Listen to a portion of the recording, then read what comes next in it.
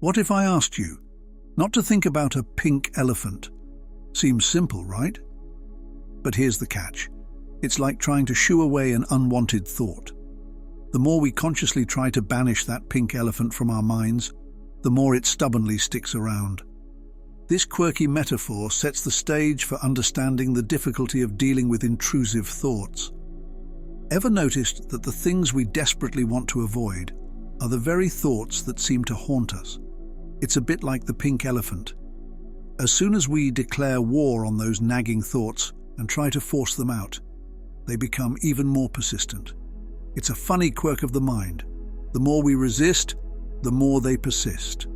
Now let's broaden the scope. The pink elephant isn't just a random thought experiment, it's a metaphor for how we grapple with dissatisfaction in life. We resist the discontent, we fight against it. This sets the scene for understanding that wrestling with dissatisfaction can sometimes make it more profound. Chapter 1. The Backwards Law. Introduction to the Backwards Law. It's a paradoxical phenomenon that challenges our conventional understanding of achieving what we desire. The essence of this law lies in the idea that the more ardently we chase after something, the more likely we are to end up with its opposite. It's like trying to catch a butterfly. The more we chase it, the more elusive it becomes. To unravel the mysteries of the backwards law, we turn to the wisdom of Alan Watts, a profound philosopher. He eloquently describes this paradox as the backwards law, asserting that our relentless pursuit of a goal can sometimes lead us further away from what we truly desire. Watts suggests that the very act of striving too hard can backfire, leaving us feeling unfulfilled and disappointed. Think about willpower, that inner force we often rely on to accomplish our goals. The paradox reveals itself here. The more we exert our willpower, the more likely we are to achieve the opposite of what we genuinely want. It's a counterintuitive concept that challenges the common belief that sheer effort always yields success.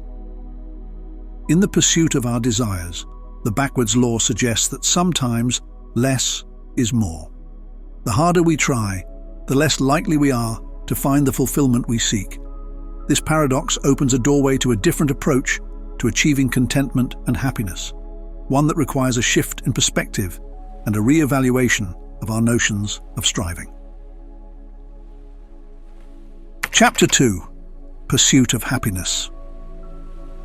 In our collective pursuit of contentment, we often find ourselves caught in a paradox. Society bombards us with the notion that happiness is a destination, a place we can reach through external achievements, possessions, or alterations to our circumstances. The more we are ingrained with this belief, the more discontent we become in our current state. Delving into the wisdom of philosophers such as Plato, Epictetus, and Marcus Aurelius provides profound insights into the paradoxical nature of our ceaseless pursuit of happiness. Plato, in his philosophical dialogues, explored the concept of the ideal and the eternal forms, suggesting that our relentless quest for happiness in the material world might be misguided. Epictetus, a Stoic philosopher, emphasized the importance of inner tranquility and suggested that true contentment arises from accepting the present moment rather than incessantly pursuing external desires. Marcus Aurelius, another Stoic philosopher and Roman emperor, reflected on the impermanence of life and the futility of attaching our happiness to fleeting external circumstances. The paradox becomes evident as we weave together these philosophical threads. Pursuing happiness implies a lack, a void we believe can be filled by external achievements. Plato's Allegory of the Cave, for instance, illustrates how our perceptions can deceive us, leading us to pursue shadows rather than the genuine source of fulfillment. Epictetus, with his teachings on the dichotomy of control, highlights that our inner disposition holds the key to true happiness, independent of external events. Marcus Aurelius, through his meditations on the transient nature of life, encourages us to question the lasting impact of external pursuits on our inner well-being. Why does our attempt to grasp happiness often result in persistent dissatisfaction? The answer lies in our innate sense of lack. The mind, driven by the belief that the present moment is insufficient, perpetually seeks something more. This constant seeking, according to philosophers like Schopenhauer, is a product of the illogical, directionless will within us. It propels us to pursue more than we truly need, keeping us in a perpetual state of discontent. This pursuit, whether for wealth, love, or other external circumstances, reinforces the feeling of inadequacy. It's a loop where the more we desire, the more we lack, and the more we lack, the more we suffer. In the pursuit of happiness, the backwards law manifests itself. The harder we try to be happy, the less likely we are to achieve genuine happiness.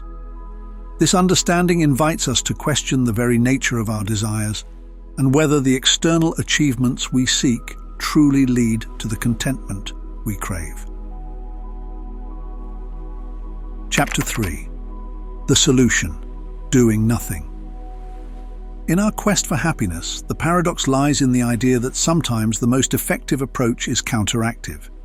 Instead of continuously striving for contentment, the path to true fulfillment might involve stepping back and embracing the art of doing nothing. This concept echoes the Eastern philosophies that emphasize the importance of stillness and non-attachment.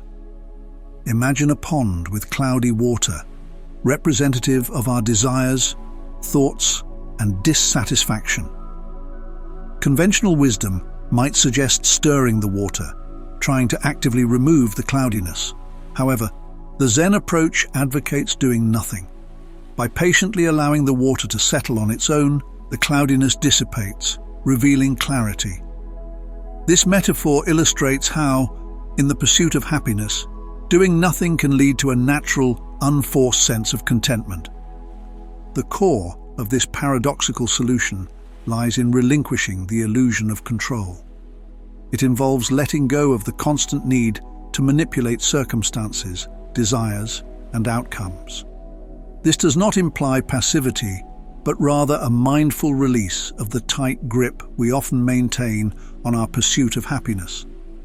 Instead of actively trying to shape our contentment, we learn to trust the natural flow of life, understanding that true satisfaction arises when we cease the relentless effort to control every aspect of our existence. By adopting this counterintuitive approach, we open ourselves to a profound shift in perspective. The wisdom of doing nothing is not about apathy, but rather about allowing life to unfold without the constraints of our expectations. It invites us to embrace the present moment, acknowledging that genuine contentment often arises when we release the need to constantly chase after an elusive happiness.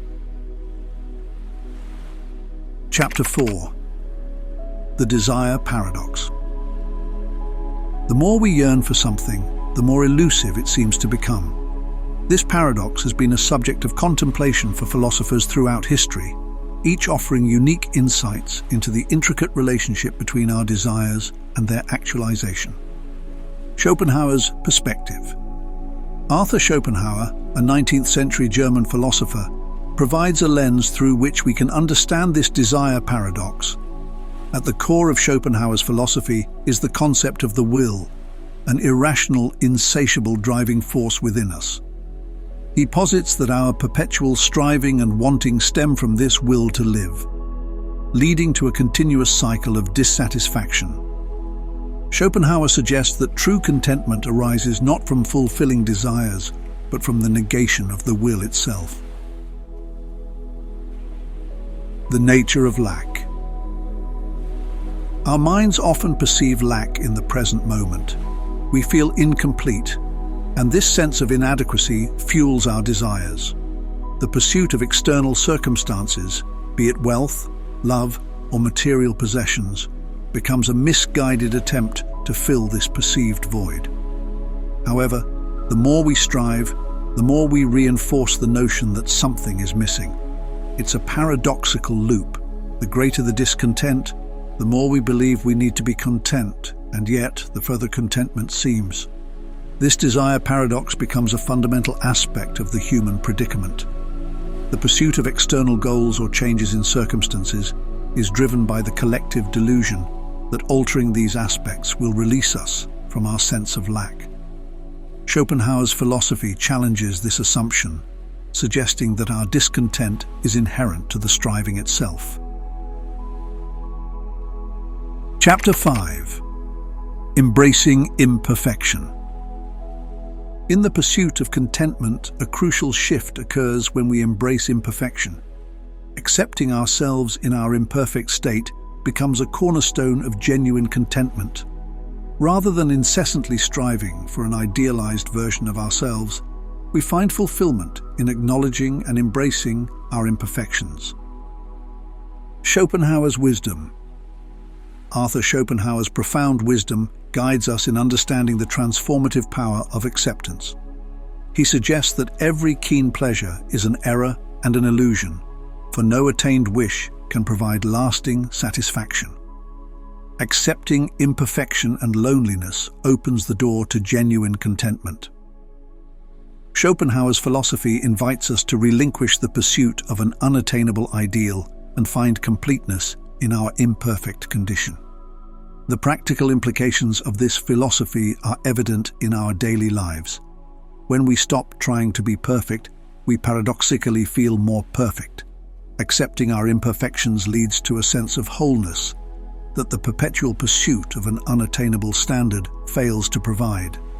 Embracing loneliness, rather than resisting it, transforms it into a source of contentment. It's a shift from fighting against negative experiences to accepting and, in turn, experiencing the positivity inherent in acceptance. Part 6. The Zen Story Analogy.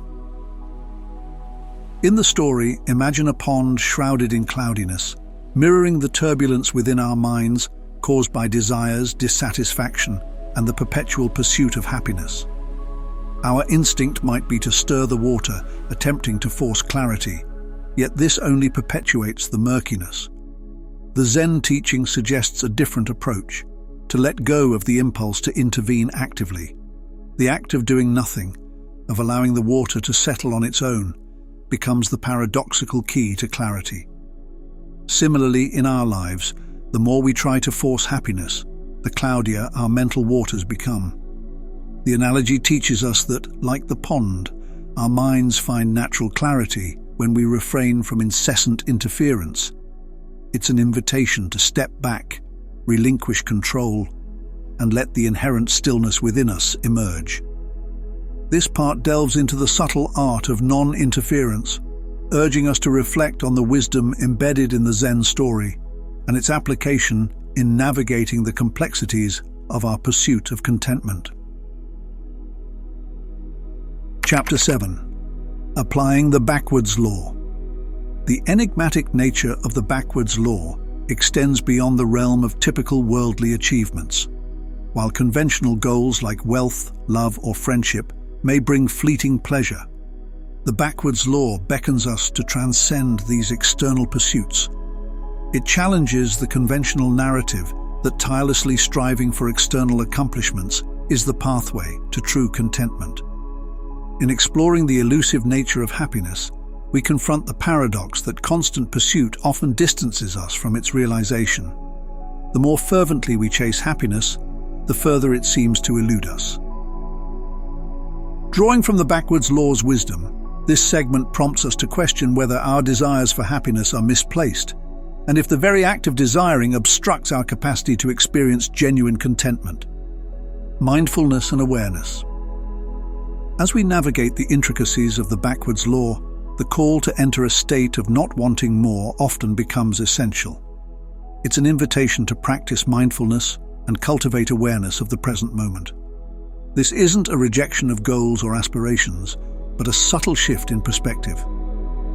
By being attuned to the current reality, we can break free from the cycle of relentless pursuit and find moments of serenity in the simplicity of what already is.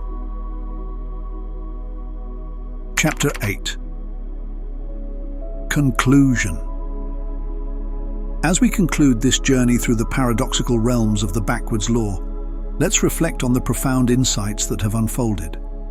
The very nature of desire, happiness, and the pursuit of contentment has been scrutinized under the lens of this intriguing law. The awareness that our incessant pursuit can lead to unexpected outcomes challenges us to reconsider the essence of our desires. In the words of the Venerable Alan Watts, the mystery of life is not a problem to be solved, but a reality to be experienced. This encapsulates the essence of the backwards law, a reminder that life's richness is not unraveled through ceaseless striving, but through a profound engagement with the present moment. It beckons us to embrace the mystery, to revel in the experience of life, rather than reducing it to a set of problems to be solved. Thank you for accompanying us on this contemplative journey. The backwards law, as explored through the wisdom of philosophers and the metaphor of the Zen story, offers a unique perspective on the pursuit of happiness. As we part ways, may these insights linger in your thoughts, inviting you to question, reflect, and perhaps find solace in the beautiful paradoxes that life presents. Until we meet again, stay mindful, stay aware, and savor the reality that unfolds with each passing moment.